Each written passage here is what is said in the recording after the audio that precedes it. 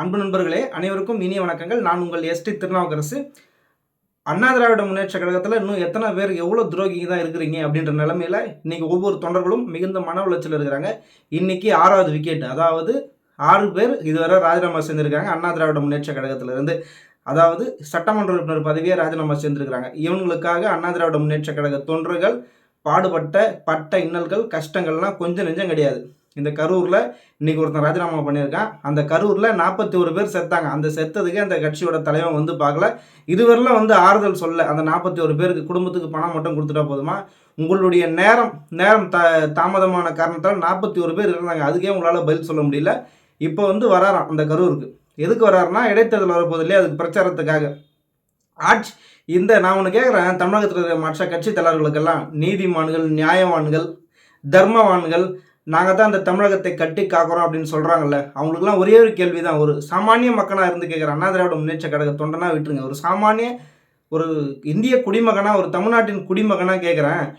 இந்த ஆட்சி தாவேக்கா மெஜாரிட்டி இல்லை, ஆளுநர் ஆட்சி அமைக்க அழைக்கலன்னு சொல்லிட்டு அத்தனை பேர் கூனிங்களே, இன்னைக்கு ஜனநாயகத்துக்கே ஒரு பேரிடியாக 6 பேர் ராஜினாமா செஞ்சுருக்கிறாங்களே. ஒரு குதிரை பேரம் நடந்தது உண்மைன்ட்டு எந்த கட்சி தலைவராவது இது உண்மையை பற்றி யாராவது பேசியிருக்கிறாங்களா?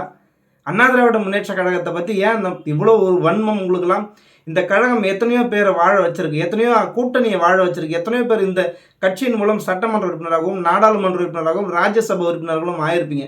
யாராவது இந்த தமிழ்நாட்டில் நடக்கும் கேலி கூத்தை பற்றி யாராவது வாய் திறந்து பேசினாங்களான்னு கேட்டால் ஒருவர் கூட வாய் திறக்கவில்லை. இதுதான் ஜனநாயகமா? இதுதான் சமூக நீதியா?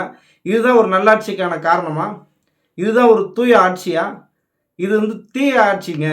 தமிழ்நாட்டு மக்கள் வந்து, அதாவது அண்ணா திராவிட முன்னேற்ற கழக தொண்டர்கள் வயிற்றெரிச்சல் இந்த ஆட்சி நடக்குது. அவ்வளோ பாடுபட்ட அண்ணா திராவிட முன்னேற்ற கழக தொண்டர்கள் ஒவ்வொருவரையா, அதாவது மொத்தமாக போங்களேன்டா, மொத்தமாக ராஜினாமா பண்ணிட்டு போங்களேன். ஒவ்வொரு நாளும் வேதனை பட்ட இன்னல்கள் கொஞ்சம் நெஞ்சம் கிடையாது. ஒவ்வொரு நாளும் வாரத்துக்கு ஒருத்தர் ராஜினாமா பண்ணிட்டு போகிறீங்களே, போகிற ஓடுகாலிகள் மொத்தமாக போயிடுங்க. இதில் வந்து சில பேர் சொல்கிறான், எடப்பாடியார் சரி கிடையாது, அவர் இறங்கி வரணும். என்ன போகிற நாயெல்லாம் ஒவ்வொரு நாய் காலையும் விழுந்து கெஞ்சணுமா, நில்லுங்கடான்ட்டு? இது 25 பேர் 27 பேர் போயிட்டாங்க, ஆதரவு கொடுத்தீங்களே. சோஃபாக்காகவும் பணத்துக்காகவும் விலை போன வேசி மகன்கள்லாம் அங்கே போயிட்டு ஆதரவு கொடுத்தானுங்களே. அன்றைக்கி எடப்பாடியார் கேட்டு தான் போனானுங்களா? இன்னும் எவ்வளோ இறங்கி போக முடியும்? மாவட்ட செயலராக தான் இருக்க முடியுமா?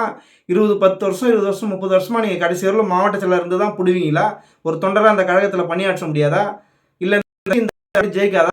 திரு விஜய் அவர்கள் 4 ஆண்டு காலம் ஆட்சியில் இருந்து அறிவு கட்ட ஜென்மங்களா போயிட்டு இங்கேருந்து மரியாதை இல்லை, மான மரியாதை இல்லை, நாங்கள் போயிட்டு கேட் வாசலில் மயிரை பிடிங்கிட்டு நின்றுட்டு இருக்கிறாங்க. இதுதான் உண்மையான இந்த ஓடுகாலிகள். எங்கே போனாலும் அவங்களாம் விட மாட்டாங்க. 10-20 வருடம் இவங்களுக்கு அங்கீகாரத்தை கொடுத்து ஆட்சி அதிகாரத்தில் பங்கு கொடுத்து அமைச்சராகவும் சட்டமன்ற உறுப்பினராகவும் நாடாளுமன்றராகவும் மாவட்ட செயலராகவும் உங்களுக்கான அடையாளத்தை நீங்களாம் யார்? இந்த கட்சி அடையாளம் காட்டி தான் நீங்களாம். விஜயபாஸ்கர்னா யாருன்னு தெரியுமா? அண்ணா திராவிட முன்னேற்ற கழகத்தில் பணியாற்றி பதவி பெற்றதால் தான் திரு விஜயபாஸ்கர் யாருன்னு தெரியும். 2 விஜயபாஸ்கருக்குமே சொல்கிறேன். இல்லைனா நீங்களாம் அடையாளம் தெரியாமல் போயிருப்பீங்க. அதுதான் நீங்கள் இந்த கட்சிக்கு செய்கிற நன்றியா? உங்களுக்கு அடையாளம் காட்டி அங்கீகாரம் கொடுத்து பதவி சுகங்களை கொடுத்து ஒரு அதிகாரமான ஒரு பதவியெல்லாம் கொடுத்ததற்காக தான் நன்றி கடனுதா? அண்ணா திராவிட முன்னேற்ற கழகத்தை அழிக்க துணிந்து விட்டீர்களா? உங்களுக்கு பதவி இல்லைன்னா எவனும் கட்சியில் இருக்கக்கூடாது. தனிநபர் விசுவாசம் என்ன வேண்டி கிடக்கு? ஒரு மாவட்டத்தில் கேட்குற அண்ணா திராவிட முன்னேற்ற கழக தொண்டர்களுக்கு ஒரு புரட்சி தலைவர், புரட்சி தலைவி அம்மா அவர்களின் தொண்டனாக, புரட்சி தமிழன் எடப்பாடி அவர்களின் தொண்டனாக ஒரு கேள்வி கேட்குறேன். தனிநபர் விசுவாசம் என்பது எங்கேயுமே இருக்கக்கூடாது. கட்சி தலைமைக்கு மட்டும்தான் விசுவாசமாக இருக்கணும். தனிநபரோடு போகிறவங்களாம் என்ன ஒரு 1000 பேர் போயிடுவீங்களா? பெஞ்சமின் போயிட்டு அவர் 50,000 பேர் போயிட்டாங்களா? 5000 பேர் கூட சேர்க்க முடியல. மதுராந்தகம் குமரவேல் போயிட்டாங்க, 50,000 பேர் போயிட்டாங்களா? 3000 பேர் சேர்க்க முடியல. விஜயபாஸ்கர் 50,000 பேரோடு போய் சேர போகிறாராம். 5000 பேர் கூட போக மாட்டான். இதுதான் ஒவ்வொரு தொகுதியில் இருக்கிற நிலவரம். இந்த அண்ணா திராவிட முன்னேற்ற கழகத்தால் பதவி சுகங்களை பெற்றுவிட்டு இந்த கழகத்தை அழிக்க துடிக்கும் துரோகிகளுக்கெல்லாம் ஒன்றே ஒன்று தான் சொல்கிறேன். இன்னும் எத்தனை துரோகிங்க தான் இருக்கீங்க? 6 பேர் இருக்கீங்க. இன்னும் போவீங்க, கண்டிப்பாக போவீங்க. அதாவது பதவிக்காகவும் பணத்திற்காகவும் விலை போவோம், எங்கே வேணாலும் போயினே தரப்பான். வேசி கூட கேட்டவங்க கிட்ட அவள் கூட இஷ்டம் இருந்தால் தான் போவான். ஆனால் நீங்களாம் எந்த நிலைமையில் இருக்கிறீங்களே ஒன்றும் புரியல. உங்களுக்காக, அதாவது கரூர் விஜயபாஸ்கருக்காக எதிர்த்து அரசியல் செய்த அண்ணா திராவிட முன்னேற்ற கழக தொண்டர்கள் சிறைப்பட்டது எவ்வளவு? அவர்களுக்காக நீங்கள் செய்தது என்ன? செந்தில் பாலாஜியை எதிர்த்து இன்று வரை பல்வேறு வழக்குகள் வாங்கியிருக்கிறாங்களே, அவங்களுக்கான பதில் என்ன? எவனாவது பதில் சொல்ல முடியுமா? பெரிய புடிங்கி மாதிரி போயிட்டு கரூரில் ராஜினாமா பண்ணிட்டு போனீங்க. எழுதி வைத்துக்கொள் திரு விஜயபாஸ்கர் அவர்களே, உங்களுடைய கடைசி சட்டமன்ற, அதாவது கடைசி சட்டமன்ற உறுப்பினர் பதவி இதுதான். இனி ஒரு வார்டு கவுன்சிலராக கூட ஆக போகிறது கிடையாது. இதுதான் நிதர்சனம் உண்மை. நீ அந்த கட்சியில் போயிட்டு பணியூர் கேட் வாசலில் நின்றுட்டு இருக்கிற போகிற, அங்கேருந்து மறுபடியும் சீட்டு கொடுக்க போகிறது கிடையாது. மதியழகா உனக்கான்ற மாதிரி ஒரு பெரிய போட்டி போவோம்.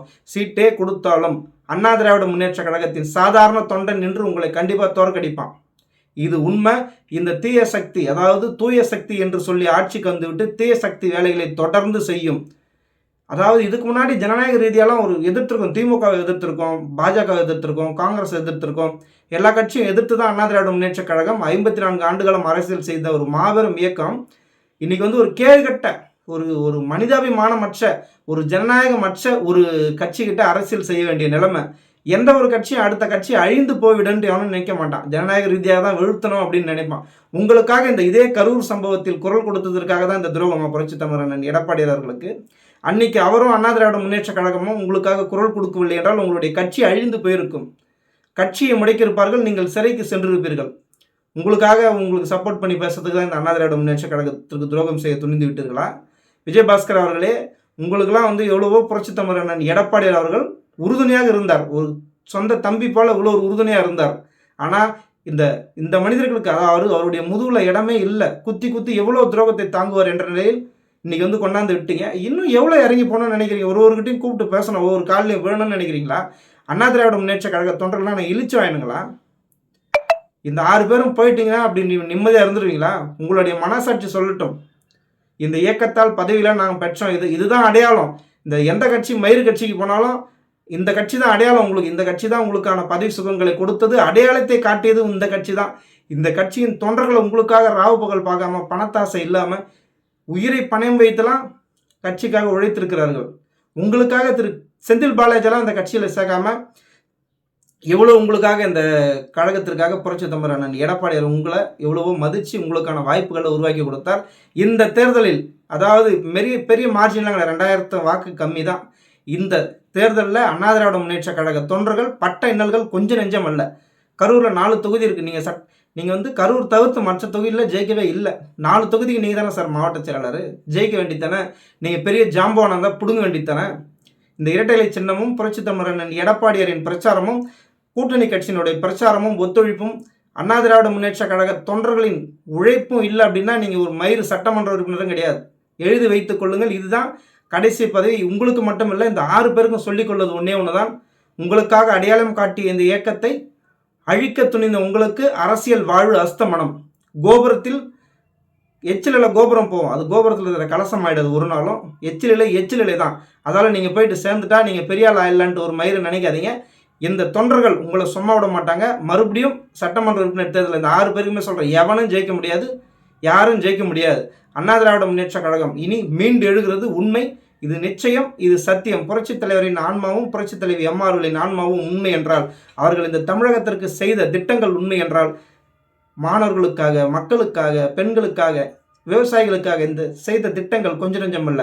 இவர்கள் செய்தது உண்மை என்றால், இவர்கள் செய்தது சத்தியம் என்றால், அண்ணா திராவிட முன்னேற்ற கழகம் மீண்டும் எழும், மீண்டெழும், மீண்டும் வெல்லும். உங்களுடைய அரசியல் வாழ்வு அஸ்தமனமாகப்போது உறுதி. நன்றி.